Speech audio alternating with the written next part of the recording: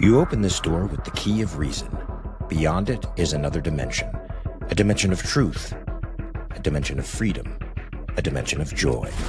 You're moving into the land of both the ideal and the real, of the possible and the actual. You've just crossed over into the Capitalist Corner. Where reason meets reality, welcome to the Capitalist Corner.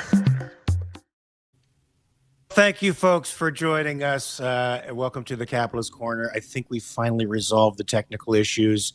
This is what you get when you have two boomer adjacent folks dealing with technology. But thank God we have the fabulous Persephone to bail us out of pretty much any problem that we have. I'm Mark Pellegrino, the host of the host of the Capitalist Corner, and also the chairman of the American Capitalist Party. Sorry, Persephone, along with my co-host and vice chair of the American Capitalist Party, Michael Liebowitz, who is also the host of many and sundry other shows, which I don't think he has the same technical difficulties on. Michael, do you? Do you have the same technical difficulties? Well, it wouldn't matter because they're not live. So. Oh, okay. Oh, they're not live? No. Oh, I didn't know they weren't live. Well, I thought everyday ethics is live. Rational egoist is not. But I've never had this particular problem before. Describe it to everybody, just for shits and giggles. My screen is not full. It doesn't go all the way across, so I can't get to the right side of the screen. I don't know how else to explain it. Okay, there you go. Well, folks, we're just going to get on to the news today because it's a fairly packed news cycle. Thank you, Jenna Kleem, again for $2. I can't even see the comments. Well, Jenna just gave us a $2. What is it? Super chat? Is that what they are? She said she can't stay, but she's always very generous with her money for us. So, folks. We got some social media lawsuits going on that don't bode well for social media, for free speech. Why is Michael off now, and why are you now my partner in crime, Persephone? I am Michael. We did a little. Oh, there you go. I don't even know how Persephone got on the stage.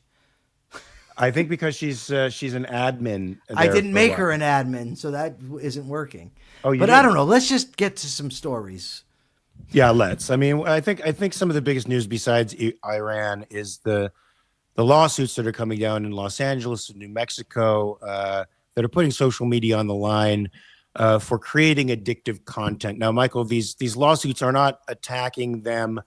They're attacking the way in which the social media platforms are constructed, and that's the way they're able to get around Section 230, which basically gives social media platforms immunity from any legal liability for whatever is posted on their platforms. So now they're starting to attack the way in which these platforms are constructed, and there's about 2,000 lawsuits pending right now against social media platforms that are claiming they're addictive in nature, that they trap the youth into addictive cycles that cause mental illness or exacerbate psychiatric issues and can lead to harm to them. A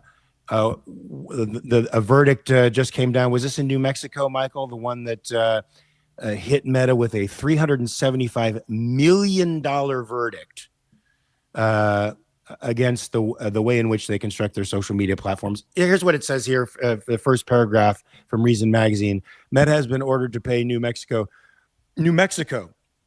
mind you, $375 million in a verdict that paves the way for more states to steal from social media companies under the guise of child protection and demand changes that will compromise everyone's online speech and privacy. Yeah, let's talk about that, Michael, because states are starting to sue social media platforms now in the name of public safety and child safety. What do you think of this ruling? I hope it doesn't stand when it goes to the appeals process, but it's very bad. Let's talk about it a little bit. So there's two lawsuits. The one in California that was settled was in a private lawsuit brought against the social media companies. And the claim was that, they have addictive content. They're deliberately addicting children. And they won this case And I saw one of the parents, say something to the effect of, it's not our, it's not our job to make sure that these companies aren't doing, this sort of thing. No, but it is kind of your job to monitor what your children are doing, right? So I'm very concerned about the way that this is going. I mean, if companies always have to worry about getting sued, you're just going to end up with less companies. And that's not a good thing. We don't want less companies. We want more companies. We want more businesses to open. We want more, private investment. But you're just making it harder and harder as we take the responsibility away from individuals, away from parents, and put it onto companies. And then this other lawsuit was the state of New Mexico sued over, they're saying that basically it's too easy for kids to get tricked into sexually exploitative situations. At some point, parents have to step up, Mark. It's like, come on. We're really in a dangerous situation here. Yeah, you have a kid, you're responsible for their life. And that means you have to peruse the content that they take in, and you become the editor of their content. That's your responsibility. Look, you know that on social media, there are lots of risks. It's a free-form platform that allows pretty much anybody to post there, except for some of the most egregious folks. And you have to know those risks. And look, parental responsibility, Mike, would open a whole new market for apps, for organizations that are able to grade certain social media that are so friendly to their kids. It would enable them to screen social media content, which they already have some of this stuff now for their children. I mean, guys, if you got kids, they're your responsibility. Take care of it. This person who sued, Michael, she's 20 years old. She blamed social media for addictive properties and for her spiraling psychological condition. She said she was apparently on social media from the time she was 6 years old. Now, I mean, apparently she had a pathological upbringing. Her parents were, non-existent elements to her life. And I'm sure she used social media as a way of screening out all the, insanity that was going on in her real life. But certainly it's the parents' fault for allowing their kid to get on social media at the age of 6. Right. That's where, in my view, the big problem is. But if we're going to go, continue down this road where nobody's responsible except for the people who aren't actually responsible, it's going to be a very, very scary. I mean, it's already there. I don't even know why I'm saying it's going to be, because it clearly already is, a huge, huge problem. I know Kira Felix says something here that I totally agree with. A lot of these same parents treat public schools like daycare, and they don't even know what they're being taught. And I think COVID, Michael, was a huge wake-up call for these parents, because as they started to see what their children were being taught in home, they became very disillusioned with the system. I think they thought they had a good deal. They dropped their kids off at 8 o'clock in the morning. They pick them up at 3. They get that huge window of opportunity to work or do whatever the heck they want. They didn't know that their children were being indoctrinated and not being taught to think, but actually being taught. Their minds are being unraveled. And so that, of course, created a mass exodus towards homeschooling and towards charter schools and alternative education. Well, folks, the Capitalist Party believes in privatizing education. The state shouldn't have any control over what goes into your child's mind. You should have complete and total authority over what your child ingests. That's up to you. And a free market in education would enable you to look at schools and purchase their services based on the values that they teach, values that are in accordance with your own. And of course, that in itself represents some risks, Michael. There will be some people who opt for schools that won't necessarily prepare their children for adulthood. Certainly what we have now isn't preparing anyone for adulthood. So at least they have the choice of making the road smooth for their kids or the opposite. So, yeah. Self-responsibility, folks, is what is what we need here. It's what keeps us free and independent. And the more we opt for putting the blame on authorities over our own mind and over our own choices, the more authoritarian the state is going to get. You agree, Michael? Yeah, Robert Naser says, I'd be curious to hear a debate on the topic, a discussion with the devil's advocate. Yes, the parents are responsible, no doubt established, but that's not the whole story. Well, I mean, I'd be happy to have the debate. This goes, the problem is that this debate goes down. It goes much deeper than simply social media. It has to do with individual responsibility, what addiction actually is, what addiction isn't. On one hand, we're told that addiction is a disease. And we're also told that it's a psychiatric disorder, I think, in the DSM, but this internet addiction stuff is not classified that way. But I don't even agree with the classification as a disease. We've been on a real path for quite some time that is telling us, that people are not responsible for their own behavior. And it's just not a good thing. It's not to say there aren't dangers out there. Look, you get a drug dealer. I'm going to give I'm going to give an analogy that maybe people can't relate to, but I hope it explains. Drug dealers will often go to an addict and give them crack. Right? Here, try this. Because they know that once the person smokes the crack, they're going to want to come back and buy more crack. Right? So is the crack dealer in this case the jerk who's trying to addict somebody? Sure. But what about the person that takes the crack? And what about the person who continues to buy the crack? The person who doesn't go get help for the addiction? The person who continues to live that lifestyle? I just don't think it suffices to say, well, let's just turn responsibility completely to the crack dealer. He's solely responsible and can be sued in this scenario. And similar, yes, there's these features of social media. They can be, you want to go get more, you get the dopamine hit, but the person is still choosing. And the children, it's up to their parents. I mean, we simply cannot turn over this type of responsibility to everybody else. I really like it. So Robert Naser says restricting the access of minors to drugs, alcohol, pornography, etc. makes the point that you can't just offer anything, no holds barred to minors. What else properly qualifies? Well, the problem is with what you're talking about is you're talking physical products that people go and buy at stores like cigarettes, tobacco, where you can be checked with ID. Online, you can lie.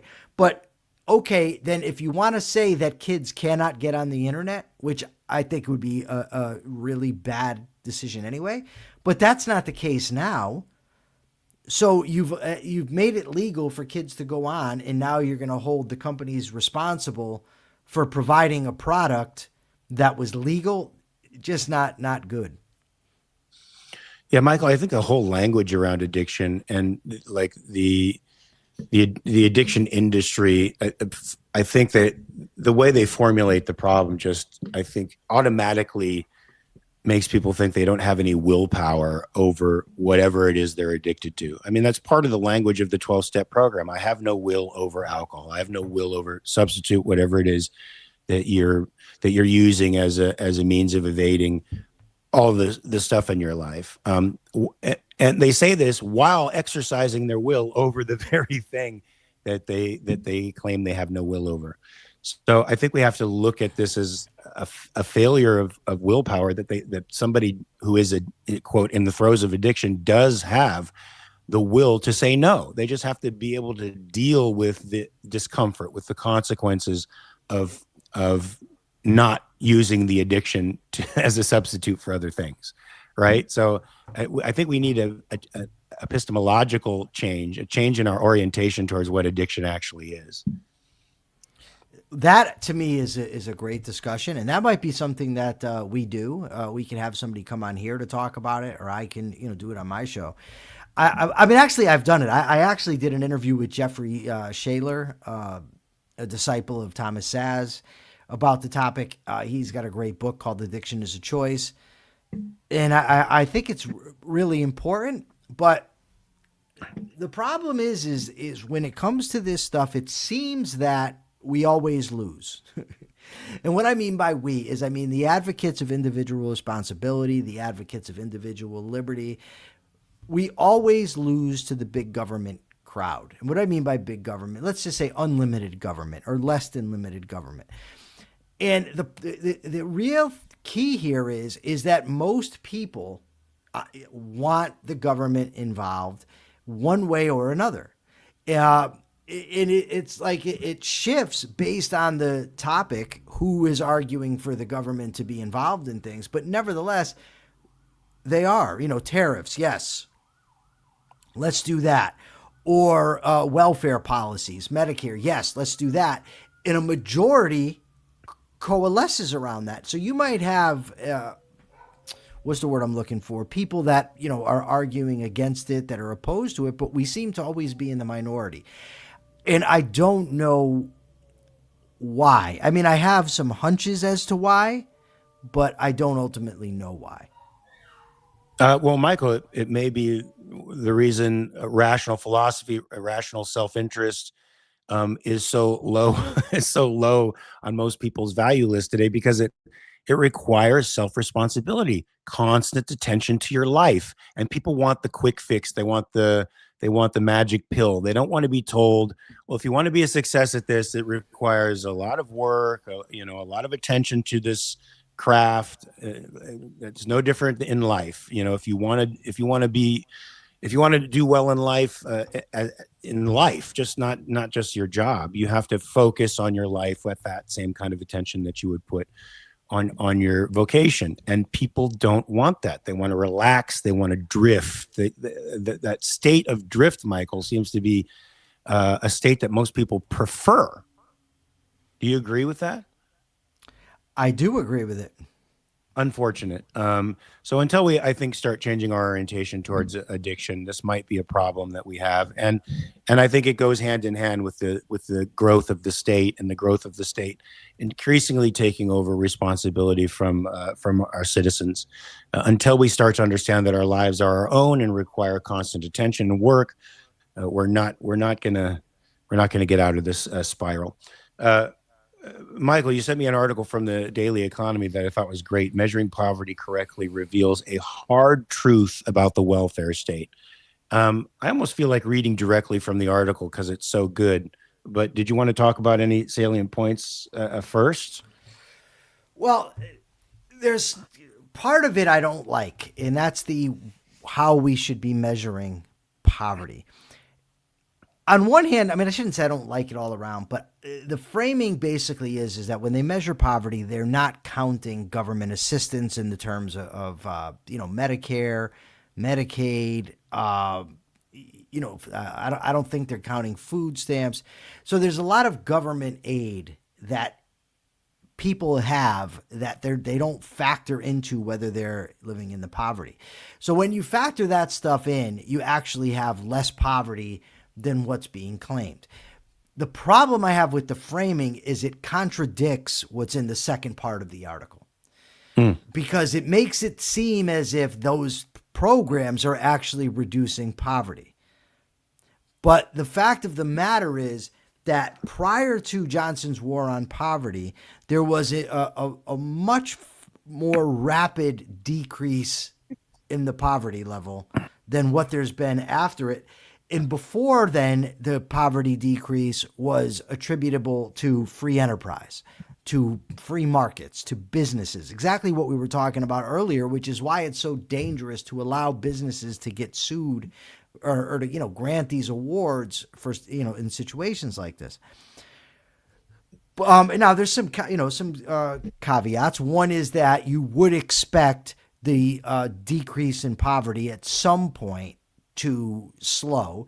because as less and less people are in the poverty, you're going to run into some recalcitrants, some people who don't want to work, don't, whatever. So there is, that part of it, and you can't just dismiss that out of line.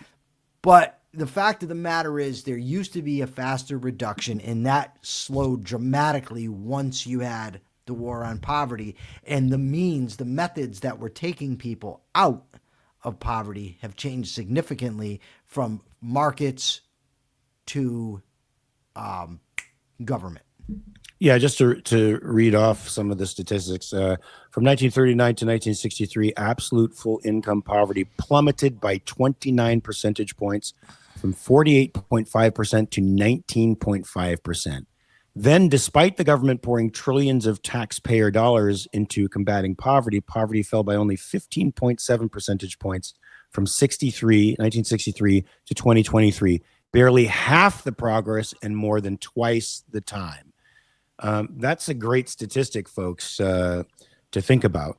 It's since the advent of these poverty programs, it slowed the growth of wealth, Michael, basically.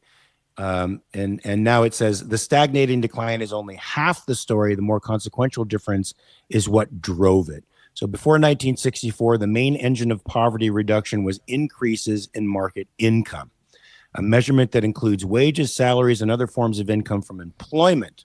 From 1939 to 59, market income poverty fell by 26.1 percentage points, nearly all of the 27.3% decline in full income poverty over the same period. In short, before the rapid expansion of the welfare state, most people were earning their way out of poverty. Now, this is significant for a number of reasons, Michael, not just because it proves that the market is really what kills poverty and not these social schemes. But, Michael, I think the market reducing poverty also enhances the growth of virtue, whereas, the growth of these social welfare programs and redistribution programs do the opposite, right? Because it's self-responsibility, it's planning ahead, it's living a rational life that enables you to grow and get out of the whatever income strata you want to grow out of.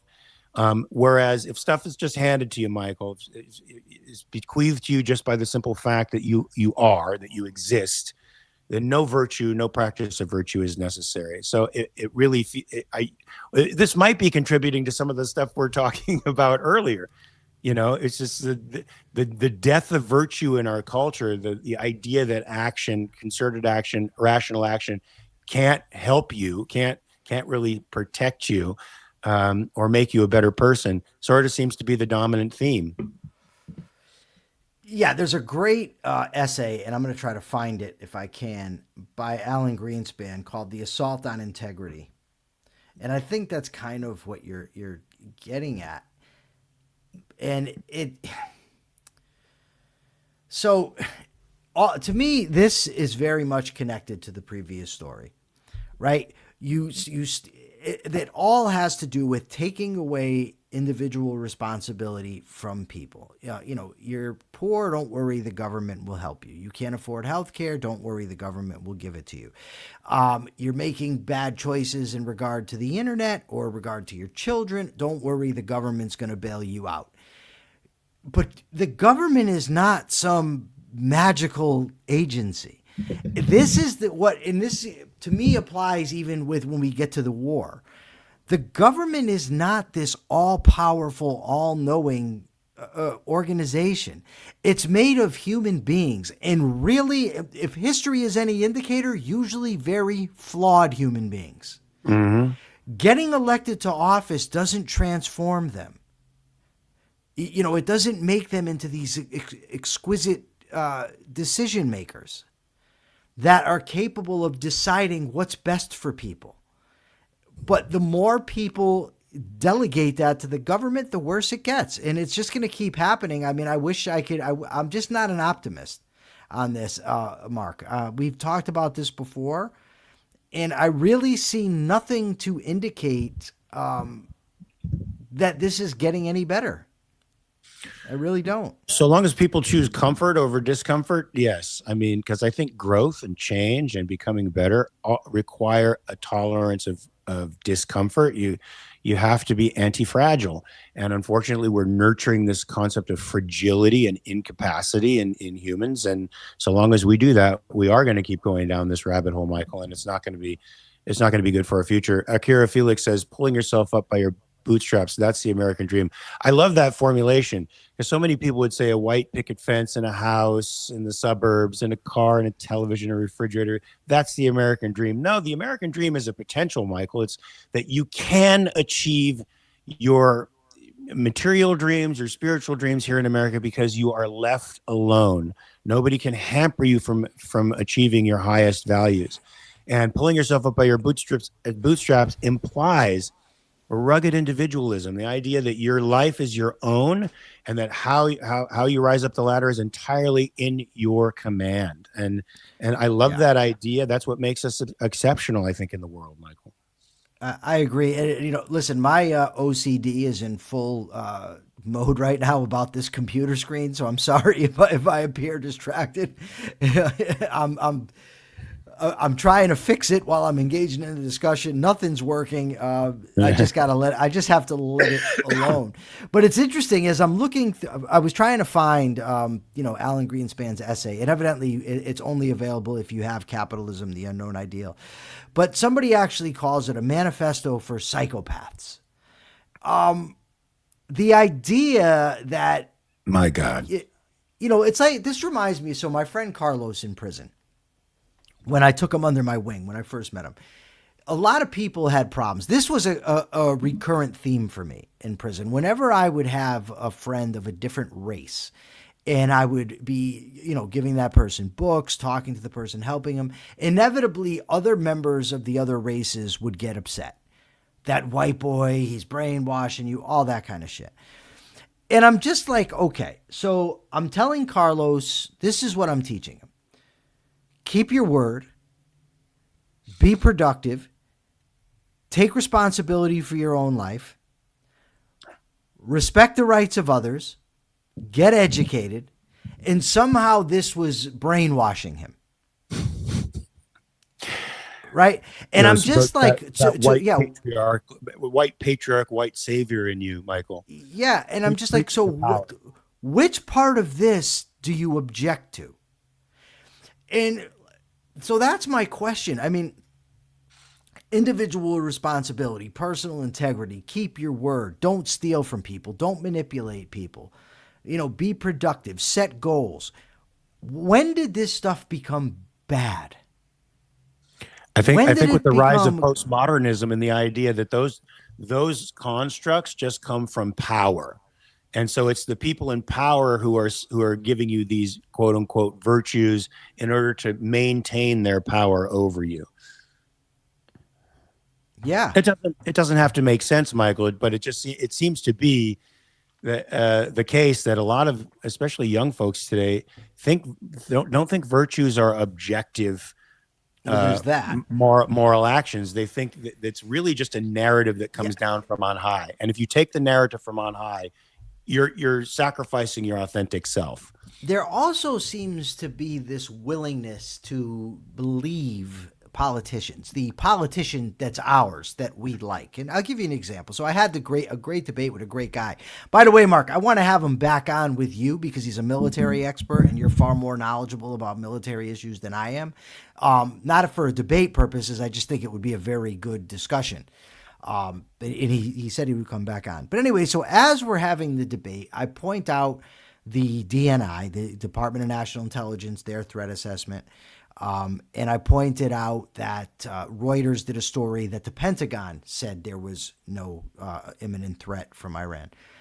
Now, I'm skeptical of both of those things. I'm skeptical of the Reuters report. I'm skeptical of intelligence. The intelligence has shown themselves to be flawed. My point in bringing those up was to demonstrate the inconsistency between what Trump is saying and what they're saying. But there were comments in the chat and also from the guy I was debating about, why do I believe Tulsi Gabbard? And you can't believe the mainstream media. Okay. But how does that turn into I can believe Trump? That's Indeed. I don't get the disconnect.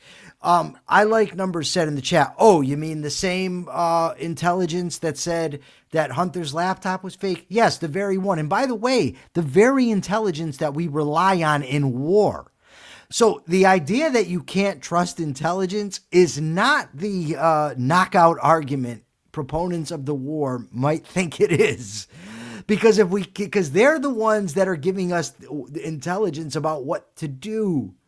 I mean, so, right. But I just don't understand this willingness to believe, whether it's Barack Obama or Donald Trump or Marco Rubio or your favorite influencer, whether it be Dave Smith or Jack Posobiec or Mark Levin.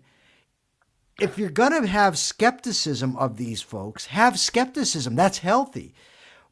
But they're not really skeptics. It's like the conspiracy theorists. They think they're the most skeptical people, but you're really the most gullible. Indeed. It's just about whom you choose to believe. And I think a healthy skepticism that's backed up by double checking sources, getting multiple sources, checking for inconsistencies in the statements, that's what needs to be done. That's critical thinking, but that is seriously lacking. And I find that seriously disturbing. That is seriously disturbing because we can't maintain a free society, Michael, if people aren't critically thinking. Yes. So let's move on to that, since it's a good segue to the Iran war. Now, you sent me 3 articles from Axios. I got to tell you, I've had boomer moments with Axios the last few times you've posted these things to me. I cannot access the articles to save my life. Literally. So anyway, so you're going to have to talk about the substance of the articles. I can only read 3 paragraphs in, and then there was no way for me to access the article. So I'm sure Persephone will find a way to help me with that, but I certainly couldn't. Persephone actually has the articles. Can you post them in the chat for us, Persephone, in the private chat, so I can bring them up? Because Mark is... You know what happened? You know how I caused this problem earlier today with my screen is I minimized the screen so it went, because I was working on something else, and then I couldn't get it back. If somebody knows how, please tell me. It will greatly minimize my OCD problems. So there was an article in the Epic Times that I could actually access. Let me see if I can access it again. Nope, it's not letting me do it. Hold on.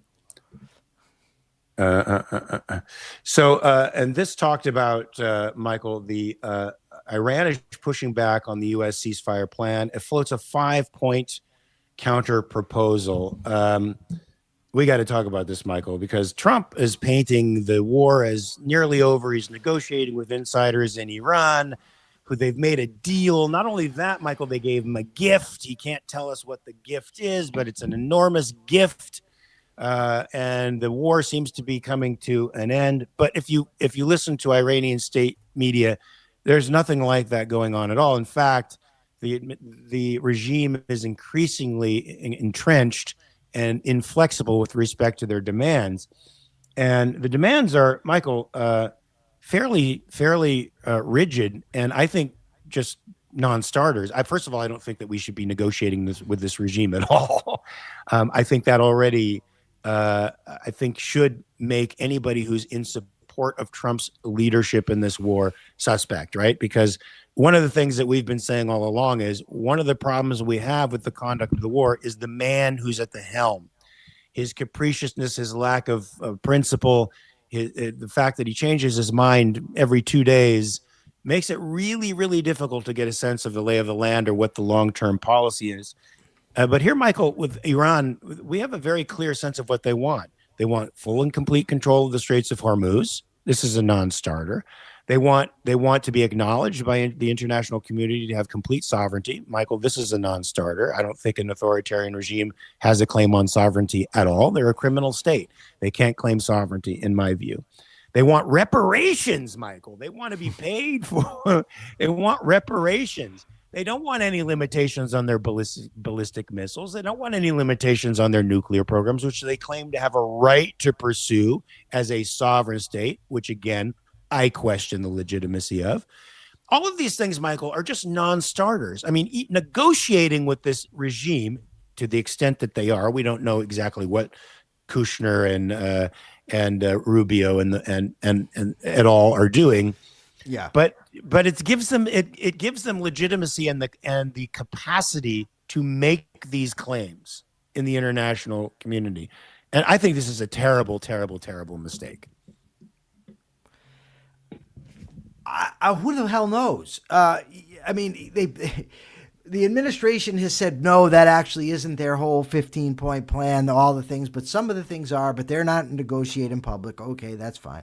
Trump has said, there's nobody to negotiate with. I am negotiating. I can't tell you who I'm negotiating with. They gave us a big, beautiful gift, but I can't tell you what it is. Now, evidently, Jim Valiant, Trump said today that they gave him 10 tankers of oil. He's claiming they're eager to negotiate. Meanwhile, they're very publicly saying, fuck you to Trump. I think that Trump, well, hold on. Let me just go back. I agree with you about the negotiation stuff. This was part of my skepticism is because Trump is eager to make deals always. I really think that, and this is obviously vast speculation. I'm not saying it's, anywhere near certainty. I think that Trump vastly underestimated the amount of pain that the Iranian regime is willing to take. I think he just figured, look, I'm the great Donald Trump. I've got the greatest military in the history of the world behind me. We're going to bomb the hell out of them, and they're going to surrender. I don't know if anybody confirmed that because I don't think that anybody with an intact brain would ever think that. But they're clearly they're not on the same page. They seem to think they're in the driver's seat. They're in control. And by the way, when you have a president who gives them red lines and then backs away from them, who keeps claiming the war is over when it's clearly not, who's claiming that he's having these great, negotiations. I don't know. They're okay. I mean, like I talked about yesterday, in 2006, Hezbollah got hammered by Israel. But they were still emboldened by the fact that they were left intact. And I really fear that that's what's going to happen here. That it's just going to be, Trump is going to look for an off-ramp and take it. And that's a problem. Yeah, and Michael, a lot of people who are in support of the war, as I am emotionally in support of the war, they make the claim that any kind of outcome other than the regime, even the regime staying in power, just as long as it's different or diminished, is somehow a victory for the United States and Israel. I don't think it is. I think if the regime can stay in power to any degree, that means they're going to reconstitute themselves later on down the line, right? And one of the things to agree. And one of the things your guest said yesterday that I thought was very potent, which fell into how Iran was considered an imminent threat, was the rigidity of the regime and the hardliners within the regime, that they're immovable. And this negotiating tactic, Michael, which they do because we hold out the hand to negotiate with them. They take that territory and they claim it for everything that it's worth. They've done it from the beginning. It's the Iranian regime's negotiating style, which is to say fuck you to everything, and we want it entirely on our terms. They've actually come out and said that the war will not end on Trump's terms, but ours. Okay, yeah. That's enough. Stop talking. I agree, but I mean, he's claiming that he's got these personal, discussions going on. Meanwhile, they're saying no, and they're saying not only that, they're the ones saying they don't want to even negotiate. They said they don't trust Trump. That twice already during negotiations that they've been attacked, which is true. I mean, I as much as I hate Iran and as much as I think the negotiation shouldn't be happening, why the hell would they trust after twice they've been attacked? I don't understand why they even want to go that route. Like Trump says, they've agreed to not have nuclear weapons. They've agreed to that before. Who cares? They're not a good faith actor. Yeah, if you don't believe them, then no negotiation matters. So maybe, and here's the other thing. So Enric says that maybe Trump is mainly trying to calm markets. Maybe. But then there's this idea, well, Trump is trying to confuse the enemy. He's playing 4D chess. If Trump were always a calm, rational guy and was just doing this contradictory, giving conflicting, ridiculous statements now, I'd say, okay, that makes sense. But he always does this. He hasn't changed for the sake of the war. He's just continuing doing what he's always done. Persephone, can you hear me? So it's Mark that's frozen. Okay, so Mark is frozen. I don't know why. I don't know what happened. I guess it's just not our day when it comes to tech stuff. So there's also this story that no, Mark's not a pompous moron. Okay, I know, Greg. I'm teasing. I know you're talking about Trump. So there's also a story that Netanyahu wanted to put a statement out to the Iranian people to rise up, basically to go out into the streets to try to take back their government, I guess. And Trump said, no way, we're not doing that. They'll just get mowed down. And I mean, like, I don't, that's what I mean by conflicting messaging. If the Iranian people are going to rise up, they're going to be people that die there, right? That's going to happen. There's no way around that. And so, Frozen 3, let it go, Mark. I kind of side with Netanyahu on this one. That you're not going to do this without risk. That's not going to happen. Did Trump think that there's going to be the time when the Iranian opposition just gets to walk in and say, oh, hi, we're here. We're going to run the country now? I mean, it's just disaster. It's not going swimmingly, in my view, from everything that I've seen. It's possible, of course, that there's, things I don't know, things that none of us know, and that things are going much better than what I'm thinking. But all I can do is base my case on the evidence before me. And the evidence before me does not suggest that this thing is going well. Let me bring Persephone on, because I just need somebody else here. Persephone, what are your thoughts? Mark is gone. Mark has left the building. Yeah, he's going to rejoin. My thoughts on all of this is I'm tired. And did you see the Lego propaganda video? I did not see the Lego propaganda video, but I did try the Alt Tab to restart the computer or remake my screen, and it did not work. Yeah, remind me after this to send you the Lego video and the articles about it, because it's hilarious and kind of not worrying, but it's just bad. It's all around bad. And I don't like the Trump is playing 4D chess argument, because I don't think it's true. No, it's not. There's never been any evidence of it, but his followers continue to say so. And that's kind of what I mean. It's like nothing is ever just what it is. A cigar is never just a cigar. There's always some big, grand plan. At some point, just see, the emperor has no pants. Or no shirt either. The source is trust me, bro. Trust me, bro. I like that. Bro. Yeah. We've only got 5 minutes left. Even though we started late, I apologize, but I can't stay late because I have a scheduled interview at 1:15 today. I'll be having a discussion with Andy Bernstein about the book Wuthering Heights. Is that Mark telling you he can't get back on? That is indeed Mark telling me he can't get back on. Yes, and there's a new movie, which is terrible. What's the new movie? Oh, the Wuthering Heights movie. Yeah. We're actually going to be discussing the book, not the movie.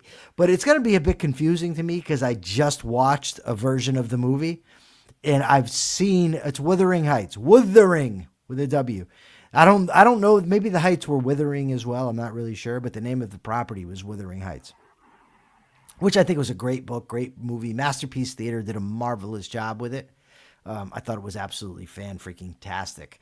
I just hope that when we go off the air today, Persephone is going to be able to help me fix my computer.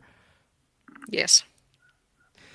Audience, I just seriously thank you so much for bearing with us today. Thank you so much for sticking around. Thank you for the super chats, super stickers, and just for being a great audience. Even when you guys disagree, I think it's great. I really like the audience that we've built up, and I hope we continue to do so. We're up to 790 subscribers now, and I think that we will be hitting 800 very, very, very soon, if Persephone has anything to do with it.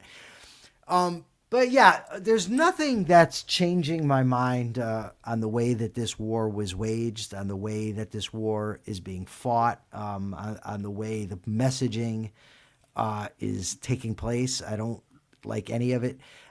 Today, Trump is giving a talk, and he said, "I can't call this a war because evidently, you can't have it a war, so we're just going to call it a military operation," as if you're manipulating words alters what's actually occurring. When you have a commander-in-chief that thinks that way, I just think it is an epic disaster, and I hope that it's not as big a disaster as I think it can be. Because there was a guy today that posted, Eric Erickson, who normally I actually like. I disagree with him much of the time, but I like his his method of talking. But he says more people have been killed in Chicago, more Americans than in the war in Iran, and okay, I mean, what? So, I mean, what does that mean? There's still 13 deaths, 13 people, 13. I think they were all men, but if they weren't, 13 young people dead whose lives are over, and families are suffering. I really hope it's going to turn into for a good reason and not for Donald Trump to make some deal that leaves these barbarians in place. So that's that. We didn't get any comments from yesterday that we can talk about today. We will have a question at the end of today that Persephone is going to ask. But the capitalist thought of the day, it has to do with individual responsibility. Individual responsibility is a must if you wish to have a happy life, and individual responsibility on a large scale is necessary if we are ever going to have a free society. Because in a free society, there's risks. There's risks of failure. There's risks of getting hurt. There's an abundance of risks, and we need to be able to accept them. But the secret is, government does not ameliorate those risks. It doesn't do away with them. It adds new risks. The risks of increased taxation, the risks of businesses not going into business any longer, the risks of more and more people not taking responsibility for their lives, the risks of parents delegating their obligations to the state. That's all part of it. And by the way, it doesn't do away with the risks of failure, of being harmed. It just adds new ones. So with that, I will turn it over to the lovely Persephone. She can give her final, her question of the day, and then we'll say goodbye until tomorrow. What is your favorite quote? That's my question. What is your favorite quote? Please go to YouTube and answer that question. What is your favorite quote? Remember that these answers that you give over there really help the algorithm. Please do it. It's only going to take a moment of your time.